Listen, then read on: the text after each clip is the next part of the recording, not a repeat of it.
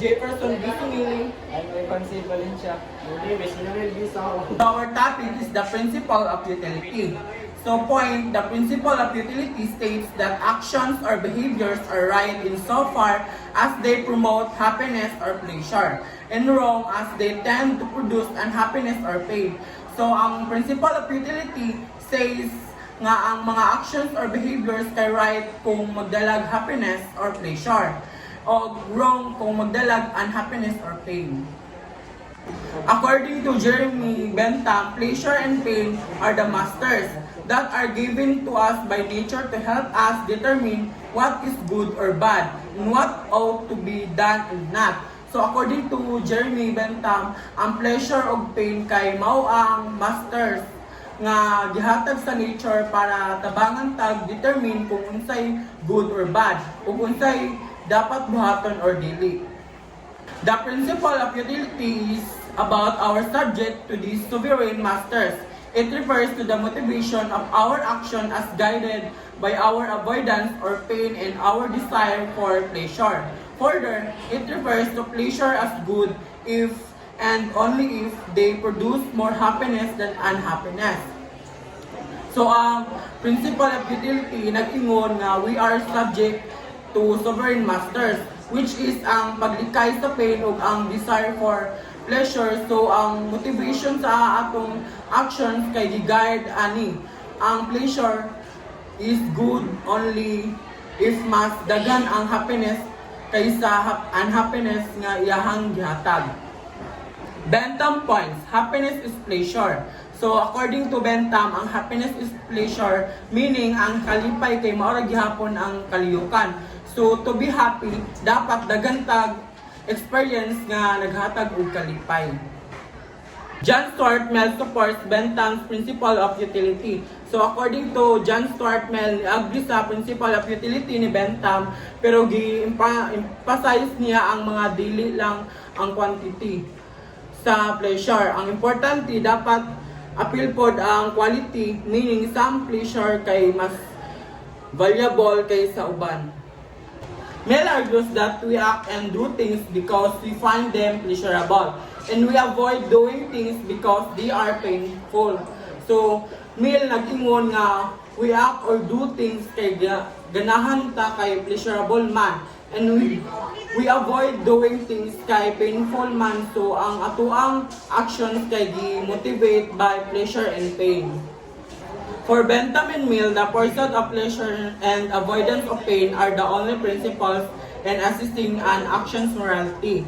Para nila Bentham o Mill, ang pagpangita og pleasure o paglikay sa pain kay maura ang principles nga gigamit para ma-assess kung moral ba ang usa ka action. Do si Mill niad nga importante pod ang quality sa pleasure, both sila ni agree nga mao ni ang key factors. Question: what kind of pleasure is morally preferable and valuable? Are all pleasures necessarily good? So dili tanan nga pleasures kay parehas og value. According to Mill, ang higher pleasures kay ang morally preferable o valuable. These are pleasures nga nagikan sa intellect, like learning, appreciation of art, or helping others. Dili tanan nga pleasures kay necessarily good, kay ang uban kay lower pleasures nga temporary kung ug wala kaayoy value sa long run. Bentham and Mill do not have the same view on this question. So si Bentham ug Mill dili parehas og view regarding sa value sa pleasures. Para ni Bentham, tanan nga pleasures kay parehas ra og value. Ang importante lang kay ang quantity, pero si Mill nag-ingon nga ang uban nga pleasures, higher pleasures kay mas taas og value kaysa sa uban lower pleasures. In determining the moral capability of actions, Bentham provides a framework for evaluating pleasure and pain called philosophic calculus. Philosophic calculus, in this framework, an action can be evaluated based on the intensity or strength of pleasure, certainty, uncertainty, or the likelihood that the pleasure will occur, and propinquity, remoteness, or how soon there will be pleasure. So, philosophical calculus is isa ni siya ka way ni Bentham nga pag-evaluate sa usa ka binuhatan based sa kalipay nga iyang madala. So, one is intensity o kusog. Next is certainty o uncertainty. Next is propinquity or remoteness. So, it means nga, kung maghimo ang decision is, consider nimo kung kusog ba ang kalipay, kung sigurado ba nga mahitabo, kung dili ba siya makuha. Muna ang ginabasihan ni Bentham sa pag-judge kung maayo o dili ang usa ka buhat. 3 dimensions to consider when we are to evaluate our tendencies to choose these actions mentioned above. Number 1 is fecundity. The chance it has being followed by sensation of the opposite kind. So, fecundity is muna siya ang possible nga usa ka butang na imong mag-experience kalipay ba or kasakit na masundan o kabaliktaran. For example, kung malingaw ka karon is possible nga ugma is maka-feel ka og pain, kasakit. Next is number 2, purity. The chance it has of not being followed by the sensation of the same kind.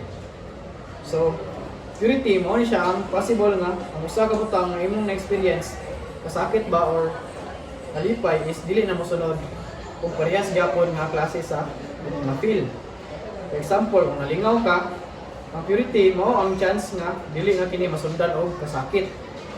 So kung nasakitan ka, ang purity mo ang chance nga dili na pud ka mosunod og kain na kasakit. So next, number 3 is extent. When considering the number of persons who are affected by pleasure or pain. So ang extent is muna siya ang pagtanaw kung pila ka tawo ang maapektuhan sa usa ka butang kung kini makahatag og kalipay or kasakit. For example, kung ikaw ra ang malipay, gamay ra ang extent nga imong makuha. Pero kung daghan mo nga malipay tungod sa isa ka butang is dako ang extent nga kalipay nga inyong makuha. So Bentham's point, pleasure and pain can only quantitatively differ but not qualitatively differ from other experience of pleasure and pain accordingly. So ang point ni Bentham is, ang kalipay o kasakit is lahi-lahi lang sa kadaganon o sukod. Pero dili sila maglahi-lahi sa klase. Ikumpara nimo sa uban pang kasinatian sa kalipay o kasakit. So ang kalipay parehero ang klase bisan unsa pa ang source niya. Pero maglahi-lahi lang kung gamay ra ba o daghan. Gamay ra ba ang intensity o grabe. For example, ang kalipay sa pagkaon o sa pagkadaog sa dula is parehas lang. Pero magkalilay lang sila og kusog o kadako ba sa epekto sa imuha. Stuart Mill descends from Bentham's single scale of pleasure. He argues that quality is preferable to quantity. An excessive quantity of what is otherwise pleasurable might result in pain. Hindi sumasang-ayon si Stuart Mill sa nag-iisang sukat ng kasiyahan ni Bentham. Naninindigan siya ng kalidad ay mas pipili kaysa sa dami ng isang labis na dami kung ano ang kasiyahan ay maaaring resulta sa sakit. For example, our excessive eating and exercising, whereas eating the right amount of food can be pleasurable, excessive eating may not be.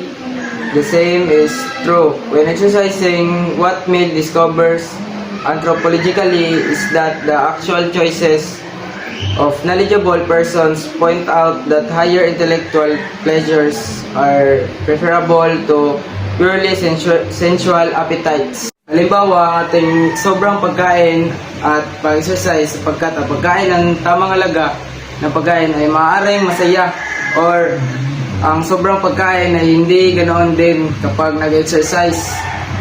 Ang natutukoy ng Mill sa anthropologically ay ang mga totoong pagpili ng maalam na tao ay itinuturo ng higher intellectual pleasures ay mas ginawa sa purely sensual appetites. Principles is the greatest number.